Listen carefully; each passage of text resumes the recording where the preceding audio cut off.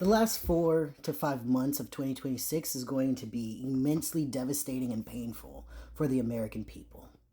And I'm going to explain just how. Before I do, there are prerequisite content that I would like for you to watch so that you understand what it is that I'm talking about and how I'm connecting these dots. The quarterly report came in and we saw a very slow amount of growth in US GDP, roughly around 2%.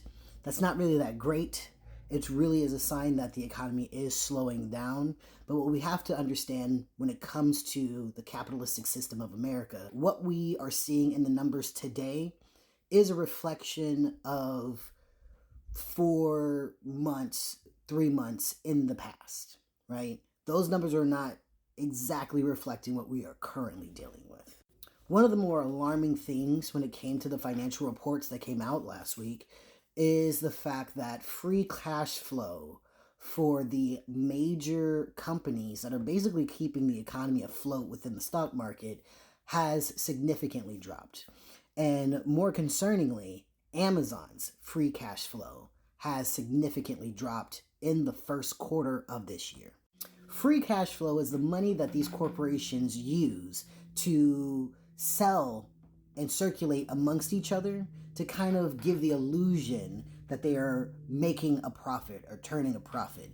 And trillions upon trillions of dollars is being evaluated from just 7 companies circulating money amongst each other, waiting for the AI tech boom. Unfortunately, that's not going to happen because for months now, economists have been pointing out that AI has not been generating any revenue at all. So, if we are ending the first quarter with a record drop of free cash flow, the very lifeblood that is keeping these companies solvent while everybody's waiting for the AI revolution to come, the next quarter, which is the quarter that we're in now, is going to be where these companies start seeing that they are running out of money to inflate the numbers. We are smack dab in the middle of the second quarter of the fiscal year. And keeping in mind that the free cash flow has been on a downward slope while seeing its most significant decline just this last quarter, it's safe to assume that these corporations behind closed doors are busy ripping and running around with their heads on fire, trying to figure out where they can drop this bag of bullshit on somebody else's doorstep so it can be somebody else's problem. The thing is, the problem is big enough where it's everybody's issue. I suspect that right around August, September will be the time that the general public comes to realize that we are finally in that financial freefall. Or at the very least, the economists and the economic investigative journalists will be ringing the alarm that something is seriously wrong. The thing that's scary about that, though, is that will be right around the time where all the repercussions of the Strait of Hormuz being closed finally hits home for America. When people are talking about the closure of the Strait of Hormuz, right now Americans care about the gas prices going up. But what is more significant is the fact that the window of getting fertilizer to plant crops for this past season so that we could have food for the fall and the winter has closed for America. So as long as the Strait of Hormuz continues to not have free flow of traffic, the more exacerbated the food scarcity and the increase in food prices will be. In my opinion, that is going to happen right around the same time where we're going to notice that the economy is bad for everybody. I mean, it's bad for everybody right now, but it will be bad to the extent that our powers that be can no longer bullshit us about the fact that we are currently in a recession and we're probably going to dive into a Great Depression, precisely because the fertilizer that we needed for the last quarter did not exist. So the food that would be grown from that fertilizer will not exist come the fall and the winter. So in addition to the economic bubble in the stock market finally popping and depreciating the value of countless companies that have been depending on those 7 corporations remaining solvent for, I guess, infinity, we're also going to see a drawdown in the access of food that we have and an increase in the price of the food that actually does exist. This is also happening during a time where the gas prices are going to make other goods even more expensive. This is a cascading effect. This leads me to believe that come winter, shit is going to really hit the fan for the majority of America, and people are not prepared for that. Yes, this picture that I'm painting is really fucking bleak and terrifying. And if I'm honest, I hope that I am incorrect in this assessment, though I don't think I am.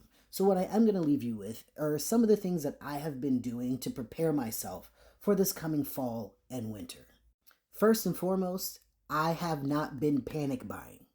I try to avoid panic buying at all costs. I understand the anxiety of all this shit. I understand how frightening all this shit can be.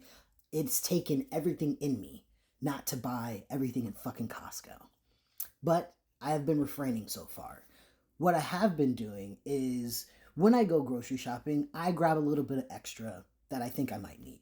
So I've been grabbing a little bit of extra rice, a little bit of extra beans, a little bit of extra canned goods as I go about my day and as I feel the food prices are still reasonable. I have the same philosophy when it comes to gasoline. I have a 5-gallon gasoline jug that I keep in my car. I have that filled up. I filled it up right around the time when gas was about like $3.89, and I just kept it away for safekeeping. Gas can be stored in a garage or in a cool place for roughly about 6 months before it becomes useless to you.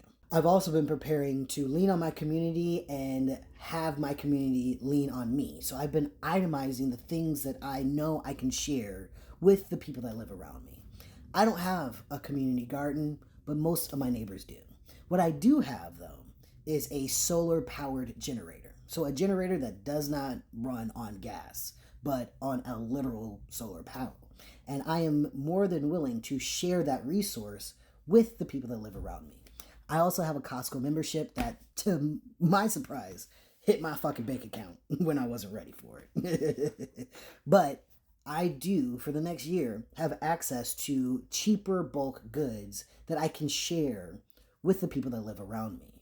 I've been stocking up on medical supplies, Band-Aids, alcohol, hydrogen peroxide, the medicine that makes you take a shit, and the medicine that makes you stop shitting.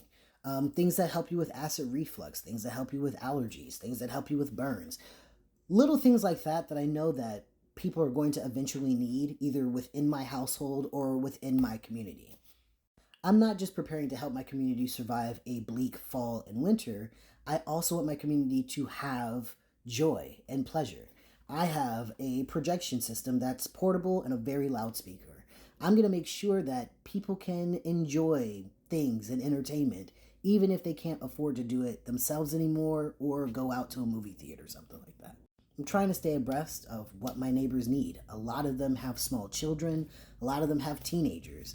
I know that it's going to be very important for everyone around to make sure that the most vulnerable in my community are actually safe during this time. When it comes to TikTok, I am going to make a vested interest in not only sharing tips and trades I am learning along the way as things take a downward turn, but I also want to share my time.